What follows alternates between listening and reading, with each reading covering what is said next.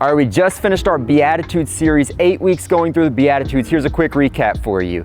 Jesus says that a beatitude means to be supremely blessed. So he's teaching his disciples what it looks like to live a life blessed by God, and he lists 8 things. He starts out and he says, blessed are the poor in spirit. And what being poor in spirit means is that you understand that you don't bring things to the table, but rather God brings things to the table for us, and we have to honor him in that. Next, he says, blessed are those who mourn.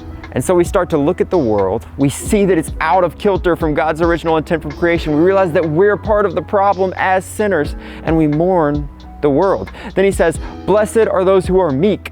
And what we realize now is that God has given us power, and that our job is to control our power by bridling it to him, letting him lead us in the power that we've been given.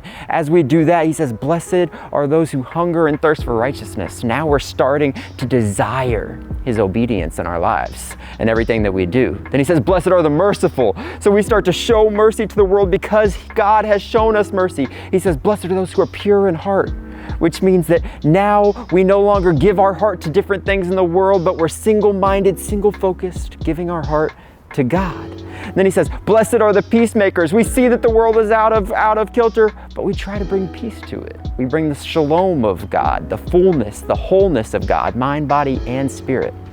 But this is interesting. After 7 things, he says, blessed are those who are persecuted. And the reason that we might be persecuted is because if we've been doing the first 7 well, it means that we're going to start living lives that look quite a bit like Jesus lived on earth. We're going to start living godly lives, and the Bible tells us anyone who desires to live a godly life will be persecuted. So, what's the ultimate blessing in the Beatitudes? It's ending up living a godly life. We live life like Jesus lived, and then we inherit what Jesus inherits, the kingdom of heaven, because of it.